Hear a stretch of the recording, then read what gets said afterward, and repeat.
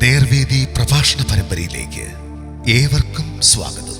സുവിശേഷകൻ കുഞ്ഞുമോൻ തോട്ടപ്പള്ളി ഇപ്പോൾ നിങ്ങളുമായി ദൈവവചനം പങ്കുവെക്കുന്നു. ശ്രദ്ധിച്ചാലും.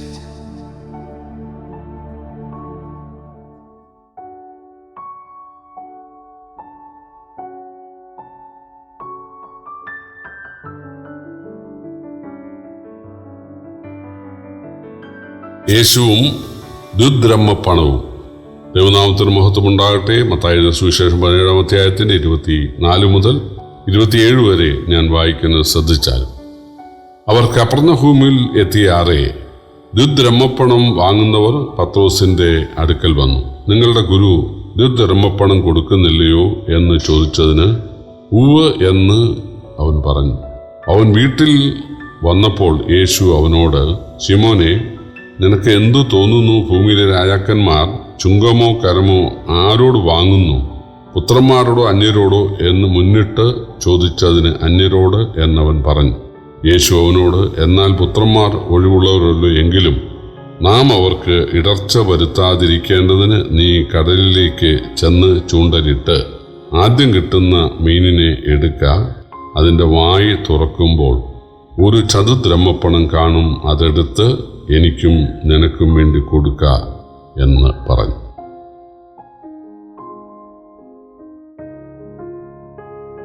പല ആളുകളും വിചാരിച്ചിരിക്കുന്നത് ഇത് കൈസർക്ക് കൊടുക്കുന്ന കരത്തിൻ്റെ കാര്യമാണ് എന്നാണ്. യഹൂദന്മാരെ സംബന്ധിച്ച് കൈസർക്ക് കരം കൊടുക്കുക മാത്രമല്ല, വേറെയും കരം ഉണ്ടായിരുന്നു. ദേവാലയകരം എന്നാണ് ഇതിൻ്റെ അർത്ഥം. കൈസർക്ക് കരം കൊടുക്കുന്നത് ഓരോരുത്തരും വ്യത്യസ്ത അളവിലാണ്, അവരുടെ വരുമാനത്തെ ആശ്രയിച്ചൊക്കെയാണ്. എന്നാൽ ഇത് പത്രോസിനും യോഹന്നാനും ഒരുപോലെയാണ്, പത്രോസിനും യേശുവിനും ഒരുപോലെയാണ്. കാരണം പുറപ്പാട് പുസ്തകം 30-ാം അധ്യായത്തിലാണ് എഴുതിയിട്ടുള്ളത്, 20 വയസ്സിന് മേൽ പ്രായമുള്ള സകല യഹൂദ പുരുഷന്മാരും വർഷത്തിൽ ഒരു പ്രാവശ്യം അരശേക്കൽ വെള്ളി കൊടുക്കണം. അത് ദേവാലയ ചെലവുകൾക്ക് വേണ്ടിയാണ്. അതായത് ധനികൻ കൂടുതൽ കൊടുക്കണ്ട, ദരിദ്രൻ കുറച്ചും കൊടുക്കാൻ പാടില്ല. അത് കൊടുക്കാതെ വന്നാൽ ബാധ ഉണ്ടാകും എന്നാണ് തിരുവെഴുത്തിൽ എഴുതിയിട്ടുള്ളത്. അപ്പം യേശുവിനെ കൊടുക്കാൻ വേണ്ടി ആളുകൾ യേശുവിൻ്റെ ഒരു ശിഷ്യനോട് ചോദിച്ചു, നിങ്ങളുടെ ഗുരു ദുദ്രഹ്മപ്പണം കൊടുക്കുന്നില്ലയോ? ദേവാലയകരം കൊടുക്കുന്നില്ലയോ? പത്രോസ് ഫിലിപ്പിൻ്റെ കൈസരിയിൽ വെച്ച് യേശു ജീവനുള്ള ദൈവത്തിൻ്റെ പുത്രനാണ്, ദൈവത്വത്തിലെ പുത്രൻ തമ്പുരാനാണ് എന്ന് പറഞ്ഞപ്പോൾ വളരെ ശരിയാണ്, പിതാവായ ദൈവമാണിത് വെളിപ്പെടുത്തിയത് എന്ന് യേശു പറഞ്ഞതാണ്. മറുവമലയിൽ യേശു തേജസ്കരിക്കപ്പെട്ടപ്പോൾ ഏലിയാവും മോശയും പ്രത്യക്ഷപ്പെട്ട കാര്യം അത് പത്രോസ് കണ്ടതാണ്. അപ്പോൾ ദൈവരാജ്യം സംഭവിക്കും എന്ന് ഒരു ഡെമോൺസ്ട്രേഷനിലുള്ള യേശു കാണിച്ചു കൊടുത്തതാണ്. ഇതിൻ്റെ ദൃക്സാക്ഷിയായ പത്രോസിനോടാണ് ചോദ്യം, നിങ്ങളുടെ ഗുരു ദേവാലയകരം കൊടുക്കുമോ? യഹൂദ പുരോഹിതന്മാർ പിരിക്കുന്ന ആ കരം യേശു കൊടുക്കുമോ? കാരണം ഇല്ലെങ്കിൽ ബാധ വരുമെന്നാണല്ലോ പഴയ നിയമത്തിൽ എഴുതിയിട്ടുള്ളത്. നമ്മളാണെങ്കിൽ പറയും യേശു കൊടുക്കത്തില്ല, യേശു ദൈവമാണ്, ഫിലിപ്പിൻ്റെ കൈസരിയിൽ വെച്ച് യേശു അത് പറഞ്ഞതാണ്, മറുവമലയിൽ വെച്ച് തേജസ്കരിക്കപ്പെടുകയും ചെയ്തതാണ്. അതുകൊണ്ട് ഒരു ബാധയും യേശുവിന് വരാൻ പോകുന്നില്ല, അതുകൊണ്ട് യേശു കൊടുക്കത്തില്ല എന്നേ നമ്മൾ പറയത്തുള്ളൂ. എന്നാൽ യേശുവിൻ്റെ മനോഭാവം ഇതിനോടകം യേശുവിനെ അടുത്തറിഞ്ഞ പത്രോസ് മനസ്സിലാക്കി. പത്രോസ് പറഞ്ഞു കൊടുക്കും, കാരണം അതൊരു മതത്തിൻ്റെ ചടങ്ങാണ്.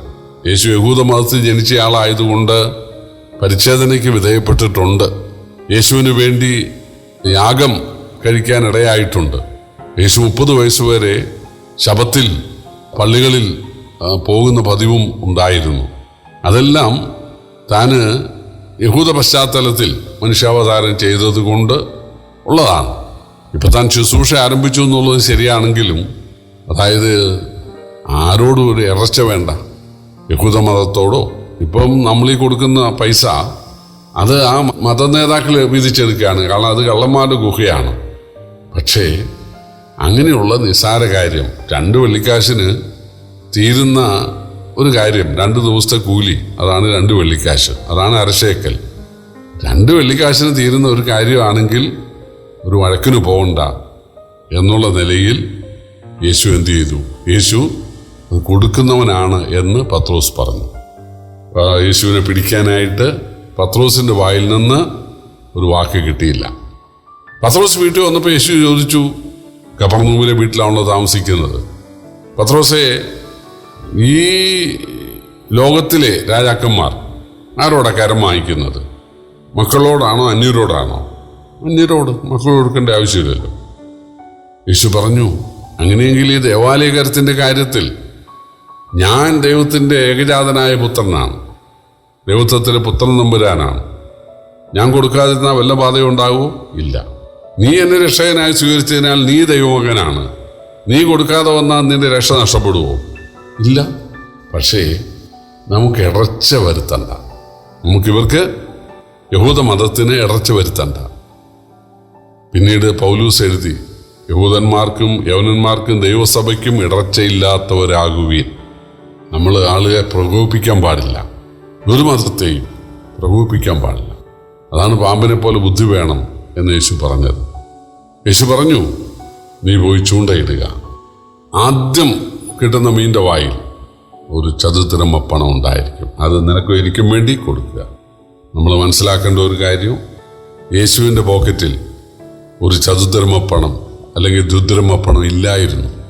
ഒരിക്കൽ റോമാ കൈസർക്കുള്ള കരത്തിൻ്റെ കാര്യം ചോദിച്ച് വന്ന ഒരാളോട് യേശു പറഞ്ഞത്, ഒരു നാണയം ഒന്ന് കാണിച്ചേ, നാണയം കൊണ്ടുവരിക. തൻ്റെ കയ്യിലില്ലായിരുന്നു. ഇപ്പം യേശു ശുശ്രൂഷ ആരംഭിച്ചിട്ട് 3.5 വർഷമായി. യേശു 5000 കണക്കിന് അല്ലെങ്കിൽ അതിലേറെ ആളുകൾക്ക് ഭക്ഷണമൊക്കെ കൊടുക്കുന്ന, അവർക്ക് രോഗസൗഖ്യം നൽകുന്ന വലിയ മിനിസ്റ്റർ ചെയ്യുന്ന ആളാണ്. പക്ഷേ 5 പൈസ എടുക്കാൻ തൻ്റെ ഇല്ലായിരുന്നു. ഇന്നത്തെ ദൈവദാസന്മാർ അവർ നോട്ടെണ്ണാൻ മെഷീനൊക്കെ ഉള്ളവരാണെന്ന് കേട്ടിട്ടുണ്ട്. അവർ ഈ ശുശ്രൂഷ ചെയ്യുന്നത് സ്തോത്രകാഴ്ച മാത്രം ലക്ഷ്യം വെച്ചാണ്. ഒരു ദൈവദാസൻ പറഞ്ഞു, കൊറോണക്കാലത്തെ സ്തോത്രകാഴ്ച മൊത്തം ഇങ്ങോട്ട് കൊണ്ടുവന്നേക്കണമെന്ന്. അവരുടെ സുഖലോലുപതയ്ക്ക് വേണ്ടി അവർ വീടോട് വീട് കൂട്ടാൻ, വയലോട് വയൽ കൂട്ടാൻ, ബാങ്ക് ബാലൻസ് കൂട്ടാൻ, അതാണ് അവരുടെ ലക്ഷ്യം. സ്തോത്രകാഴ്ച അതാണ്, ദശാംശം അതാണ്. അതിനാണ് പലരും കൂട്ടായ്മകൾ സംഘടിപ്പിക്കുന്നത്, പുതിയ പുതിയ സഭകൾ സംഘടിപ്പിക്കുന്നത്. അത് അവർക്ക് അത് പിരിക്കാനൊക്കെ ഭയങ്കര കഴിവാണ്. ആളുകൾക്ക് കാശ് കൊണ്ടുവന്നിട്ടില്ലെങ്കിൽ ഗൂഗിളായിട്ട് ചെയ്താൽ മതി, ഇല്ലെങ്കിൽ നിങ്ങൾ സ്വർണം അല്ലെങ്കിൽ നിങ്ങളുടെ ആഭരണം തന്നാൽ മതി, മൊബൈൽ തന്നാൽ മതി, നിങ്ങളുടെ പേന തന്നാൽ മതി, നിങ്ങളുടെ അങ്ങനെ മനുഷ്യനെ ഊറ്റിപ്പിഴിയാൻ ഉള്ള ആളുകളാണ് ഈ കാലത്തുള്ളത്. ദ്രവ്യാഗ്രഹികൾ, അന്ത്യകാലത്ത് ദ്രവ്യാഗ്രഹികൾ ഉണ്ടാകും എന്ന് പറയുന്നത് വളരെ ശരിയാണ്. വിശ്വാസികളെ വാണിഭമാക്കുന്ന ആളുകൾ വർദ്ധിച്ചുകൊണ്ടിരിക്കുകയാണ്. പക്ഷേ യേശുവിൻ്റെ കയ്യിൽ 5 പൈസയില്ല. പത്രോസും പറഞ്ഞു, വെള്ളിയും പൊന്നും ഞങ്ങൾക്കില്ല, വെള്ളി നാണയോ പൊന്നു നാണയോ ഞങ്ങൾക്കില്ല എന്ന് പറയാനിടയായി. അപ്പം നമുക്ക് ബാങ്ക് ബാലൻസ് ഇല്ല, നമുക്ക് പോക്കറ്റിൽ പൈസ ഇല്ല എന്നുള്ളതൊരു കുറവല്ല, അത് വലിയ മാന്യതയാണ്. അങ്ങനെയായിരുന്നു യേശു, അങ്ങനെയായിരുന്നു അപ്പോസ്തലന്മാർ. ഇന്നത്തെ ആളുകൾക്ക് ബാങ്കിൽ പൈസ വേണം, എങ്കിലേ സുവിശേഷ വേല നടക്കൂ എന്നാണ്. എൻ്റെ പ്രിയപ്പെട്ടവരെ, അല്ല, യേശു മതി. കർത്താവ് പറഞ്ഞ എന്താ? ഞാൻ നിങ്ങൾക്ക് പണം തരാമെന്നാണോ? ഞാനോ ലോകാവസാനത്തോടെ എല്ലാ നാളും നിങ്ങളോട് കൂടെ ഉണ്ട് എന്നാണ് പറഞ്ഞത്. ആ കർത്താവിൽ ശരണപ്പെട്ട്, കർത്താവിനെ സ്നേഹിച്ച്, ആ കർത്താവിൻ്റെ മാതൃക പിൻപറ്റി മുന്നോട്ട് പോകുവാൻ ദൈവം നമ്മെ സഹായിക്കട്ടെ. കർത്താവിൻ്റെ വലിയ നാമം ഇന്നും എന്നേക്കും വാഴ്ത്തപ്പെടുമാറാകട്ടെ.